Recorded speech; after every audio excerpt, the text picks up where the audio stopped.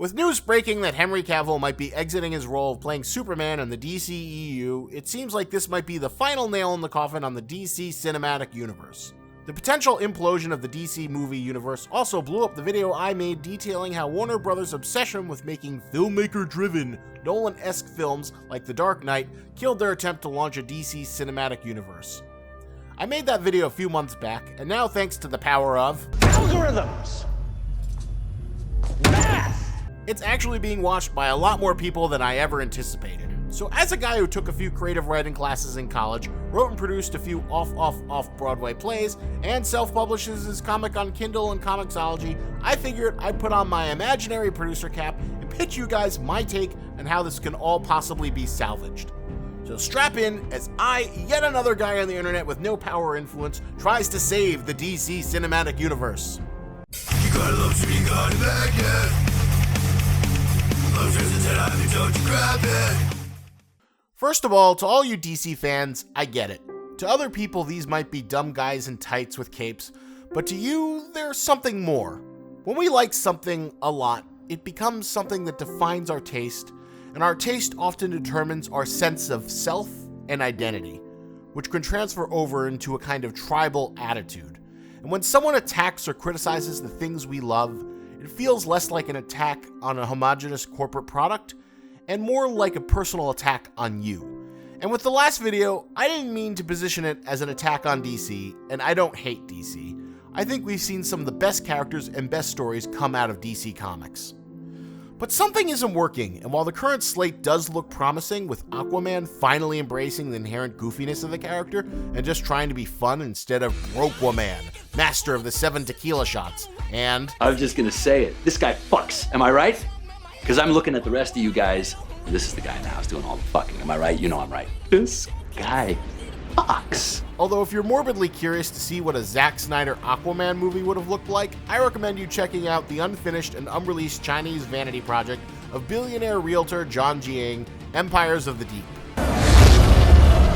We've been waiting generations for this moment. The power of revenge.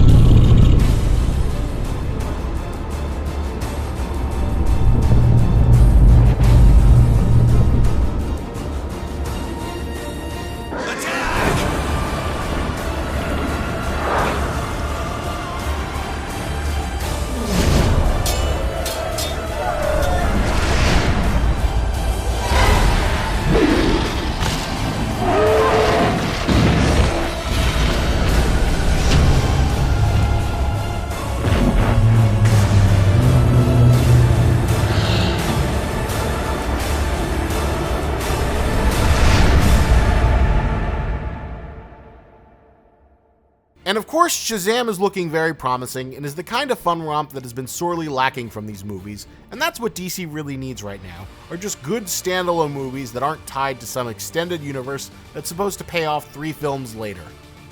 But in terms of building a cohesive shared universe, this will make things more difficult down the line. As bad of a transition as going from having people spend 2 movies hating on Superman, then doing a complete 180 and declaring all hope is lost after he's killed off abruptly with no build-up whatsoever, the rumor that he might be recast are even worse. And as to the rumors that Superman might be recast by Michael B. Jordan, first let me say I love Michael B. Jordan. I've loved him ever since I saw him in Chronicle. Hypothetically, you could have a very good Superman with him, despite how many racist people would complain about it. But here's the thing, just have him walk in and say, "Oh hey, I'm Superman now," and just have everyone go along with it, without some kind of narrative justification, is not gonna work well. Imagine coming home and your mom is Rodney Dangerfield, and everyone tells you everything is fine, and your mom has always been Rodney Dangerfield this whole time, and if you can't accept that, then you're a bad person. You'd probably find that a bit frustrating. So if you're really gonna do that, then at least put in the legwork to justify it, and I do have an idea of how you can do it, as well as fixing a few other problems as well. So one rumor that keeps on persisting is that the upcoming Flashpoint movie starring The Flash could be a way to reboot the entire universe, to discard everything that people hate and keep a few things that work that people seem to like, such as Wonder Woman. But in my dream world where I'm the Grand Poobah, I say the best way to go about it is to go out with a bang. Now this pitch is similar to a few rumors and other things that people have speculated on previously, so it's not 100% original, but the idea has a few of my own personal tweaks. Instead of Flashpoint, let's go all out. Let's do a simplified, less convoluted version of Crisis on Infinite Earths. So the movie starts out in the current DCEU. Darkseid is finally coming into play after all the foreshadowing in Batman vs. Superman. He has been traveling across the universe collecting all of the mother boxes, because as we learn, once all of them are in his possession, he can reach and potentially control the Source. Now for all you people out there who don't have the DC wiki page memorized, the Source is considered to be the spiritual consciousness of the DC universe. It is the source of all that exists, and it is responsible for enabling many of the beings of the DC universe to develop their superpowers that defy the laws of nature and physics. If Darkseid can control the Source, he can enslave all sentient beings. The last 3 mother boxes he needs are on Earth, as seen in the Justice League. So as he travels closer to Earth, with the rest of the mother boxes in tow, and gets closer to reuniting them, the fabric that keeps the walls of different realities separate begins to break down. Because we learned that there's not just one DC universe. The DC universe is actually a multiverse spanning hundreds of millions of separate universes, each containing their own versions of the DC pantheon. In fact, for the past 60 years, we've been peering into each separate one, all starting back with the original George Reeves Superman TV series. Every single live-action and animated DC Universe film and TV show have all been occurring simultaneously, all within their own self-contained realities. Every single DC TV show and movie is canon.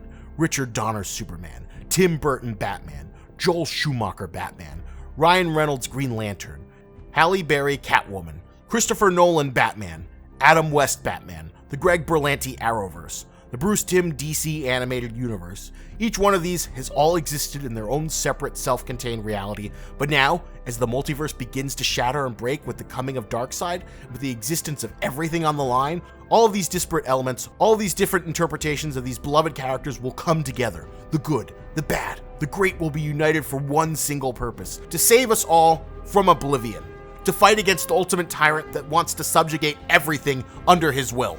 And thus you have the melee to end all superhero melees. All 3 Jokers teaming up. Adam West Batman trading quips with Michael Keaton Batman as he... You wanna get nuts? Come on, let's get nuts. Urza Miller Flash running alongside Grant Gustin Flash. Green Arrow taking trick shots at parademons. A huge multi-million-dollar spectacle that validates and justifies the years and hours of time you've put into loving or hating these characters from all their different respective eras. Something to unite fans of all stripes. That this hasn't all been for nothing. Everything you've been watching has all been building up to this.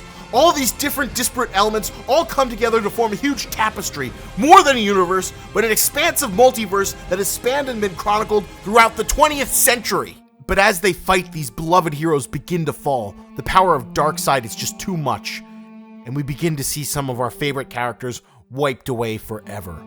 Despite the combined efforts of every superhero that has ever existed in the DC universe, Darkseid gets the last 3 mother boxes from the Justice League headquarters in Wayne Manor, and they all begin to swirl around him as his greatest ambition becomes a reality, and he is faced with the Source, the cosmic presence responsible for creating everything we've seen. He commands it to submit, let itself be ruled so he can finally bring order to the universe itself, to bring control to the constant chaos. Life is selfish. It only seeks to endlessly replicate itself, to spread its own genome, to constantly fight and fuck, and bring about nothing but ruin and misery. If it all can be controlled by one person who could guide the greater destiny of the universe, would that not be better for everyone? And the Source responds, There will always be beings like you, those who seek to dominate, subjugate, and control. That is why I exist, to give them something better, to show them that they can be greater than themselves. They might fight, they might falter, they might fail, but there is always a better way. And then we go back to the regular world and we see all of the unsuperpowered civilian characters storming in. Jimmy Olsen, Lois Lane, Alfred, Amanda Waller, Lex Luthor, along with the throngs of citizens of the great cities of Gotham and Metropolis. They are all together helping to support the remaining heroes. There is but one hero that remains with a sword capable of cutting down a god, and we see her charging. It's Wonder Woman! This is it! This is the final blow! She can save everything! The heroes of the DC Universe are clearing a path for her! We have the people and the civilians who live in the DC Universe fighting to help the heroes maintain that path! And Wonder Woman runs! She runs with her sword and shield, deflecting energy blasts, knowing that she is carrying more than just a sword! She is carrying the hope of the universe! This is it! Everything you've ever watched has all been leading up to this moment, and she jumps and strikes Darkseid, cutting into him! And we see a flash of light as everything goes white. A light flashes across the multiverse. We see Darkseid as he is fading away, as the source consumes him. It speaks one final time. That is the answer to fear, pain, and misery. That is what makes this life beautiful. Hope. And as the light of hope transcends across dimensions, across decades and eons, all of the dimensional tears are fixed.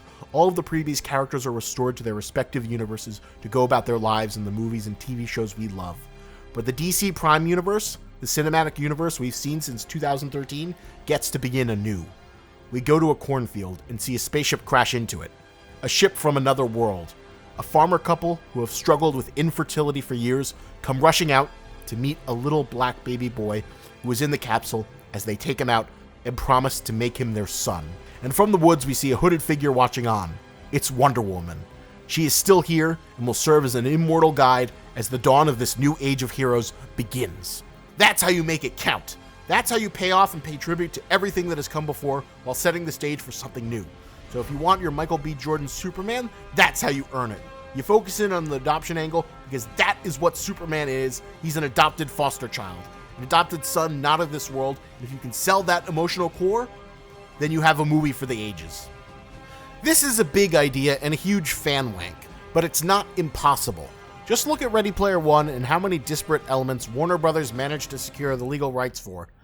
And they own all the rights to all of these characters. Sure, you might not be able to get all of the original actors for each one of them. There's going to have to be some creative compromises, but this is a wonderful way to pay people off for all of the time they've invested in all of the different versions of these characters, as well as cleaning the slate to start anew and build something up. It also gives you the freedom to get rid of all the things that didn't work, but keep all of the elements that did. And for the Michael B. Jordan-sized elephant in the room, this is how you can justify recasting Superman and changing his race. I don't think it's impossible to have Superman be played by someone who isn't white. But I do think you can't just trot out someone and pretend like the other guy never existed after 5 movies. That's kind of bullshit. You need some kind of narrative justification, or at the very least a reset button, if that's what you're going to do. And this is one way you can do that. And the worst possible way to go about it is to just tell fans that if they don't like this new recasting, then they're racist, and it's insert current year, and they just need to deal with it. And Superman's racial identity has been reworked in the past. In the Justice League Gods and Monsters animated movie, we got a Hispanic Superman who was raised by migrant farmers. Dios mío. So it's not like there isn't a precedent for this. But this pitch is a great way to own up to your mistakes. Pay tribute to the past while opening up the door to a new future. It's the best of both worlds, and it's the kind of payoff that fans want instead of seeing teasers and promises that the next movie will be good.